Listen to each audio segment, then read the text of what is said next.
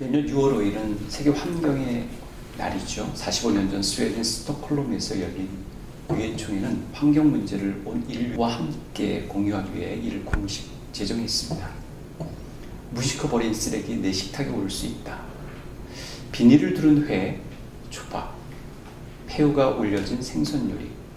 만약 그것이 내 식탁에 오른다면 어떨까요? 2008년도 아랍에미리트 비정부 환경단체인 에미레이트 환경그룹은 인과응보의 메시지를 담은 광고를 집행했죠. 결국 내가 바다에 버린 것들이 혹은 무심코 버린 것들이 결국 내 밥상에 오를 수도 있다는 경고를 날렸습니다. 위험한 밥상이라는 아티클을 본 적이 있으십니까? 우리가 돈을 내면서 혹은 우리들이 심혈을 기울여서 만든 그 음식이 우리들의 몸에 독소를 가져온다는 것이죠. 결국 위험한 밥상입니다. 그 제목처럼 우리는 독을 먹는 셈입니다. 음식을 먹는 게 아니라. 때로는 또 우리는 사료처럼 음식을 먹는 경우도 있습니다. 때로 개걸스럽게 혹은 또 허겁지겁 조절 없이 또 포즈 없이 컨트롤 없이 우리가 음식을 대하는 그런 예를 말해준다 하겠습니다. 위험이란 밥상이란 비슷한 동일한 제목의 다큐가 한 10년 전 선보인 적이 있습니다. 2부작으로 되어 있는데요. 이 시리즈는 음식이 아이들의 건강에 어떻게 영향을 주는지 소개하고 있습니다. 가령 아토피 피부염, 또 식습관과 관련이 있는 것으로 나타났죠. 식단을 자연식으로 바꾼 후 아토피 피부염이 완전히 완치된 사례들이 있다는 거죠. 그러니까 음식으로 행동 과잉 장애를 치료할 수 있다는. 그러니까 언뜻 행동 장애와 폭력성이 사실은 음식과 깊이 연관이 되어 있다는 것을 말해주는 부분이었습니다. 그러니까 말하자면 폭력은 이제 성격 탓이 아니라 밥상 탓이라는 것이죠. 그래서 1부의 제목을 내가 먹는 것이 나를 만든다. 2부의 제목을 음식이 아이의 미래를 바꾼다고 그렇게 설정했습니다. 우리가 알지 못했던 식습관이 결국 우리 각자를 형성해가고 있었던 것이죠. 실제 살균제 사건이라는 통탄스러운 사건 알고 계시죠? 어떤 면에서는 우리 인간의 무지와 맞물려 있습니다. 1994년도부터 2011년까지 약 10년 동안 판매된 가습기 살균제로 영유아가 사망하거나 혹은 또 폐손상 등 심각한 건강 피해를 혹은 입힌 사건이죠. 가습기 살균제 피해자는 2016년 5월 기준 사망 266명을 포함 1848명이 넘습니다. 특히 피해는 임산부와 영유아에 집중됐죠. 방 안에서 가족들을, 그리고 특히 어린 가족들을 위하여 어른들이 가습기를 틀어놓았는데 결국 독을 마신 셈이 되었으니, 그 결과가 되었으니 그 해당되는 이들은 얼마나 참담하고 억울했겠습니까? 서울대 보건대학원 한 교수팀의 연구에 따르면 폐손상 사망자의 4명 중 1명이 4세 이하의 영유아인 것으로 조사됐죠.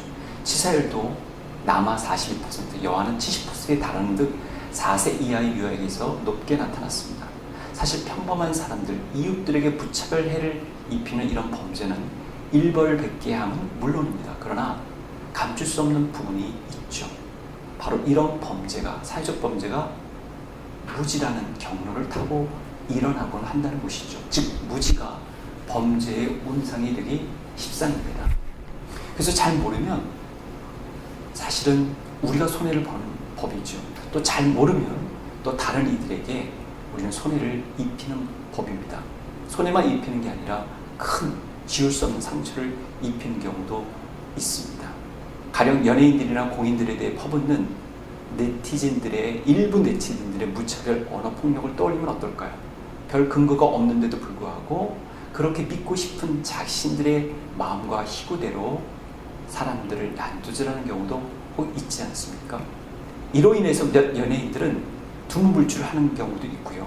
그 카더라 통신 때문에 자신의 삶을 완전히 망신창기로 내던져 버리는 경우도 있었다고 하죠. 그렇습니다. 그러니까 이런 무지가 벌이는 이 광란의 구파는 많은 이들에게 씻을 수 없는 상처와 아픔과 그리고 회한을 가져다 줍니다. 시대마다 무지하에서 무고한 사람들을 해치는 경우도 있죠. 우리 한국사에서도 그런 경우가 있지 않습니까? 무고한 이들이 무고한 피해를 입고 무고한 옥고에 세월을 보내기도 하고요.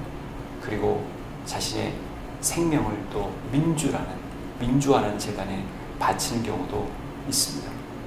역사적으로 볼 때 우리는 유대인들이 나치 시대에서 치러야만 했던 홀로코스트의 비극을 우리는 지나칠 수 없을 것 같습니다.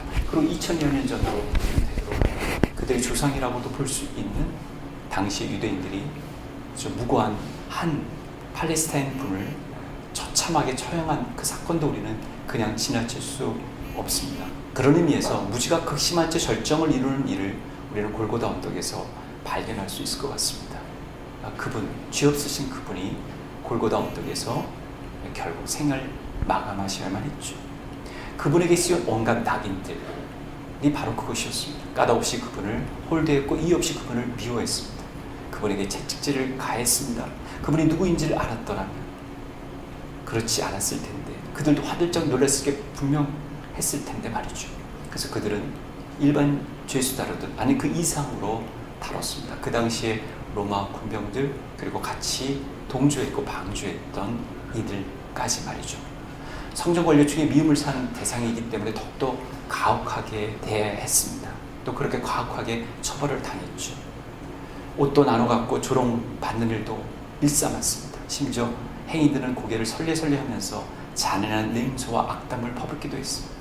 그런 모습을 마주 대하시면서 우리 주님께서 어떻게 대응하셨는지 아십니까? 이 부분이 등장합니다. 복음서에는 아버지여 저희는 자기가 무슨 일을 하는지 잘 모르고 있습니다. 이게 누가복음 23장 34절에 나옵니다.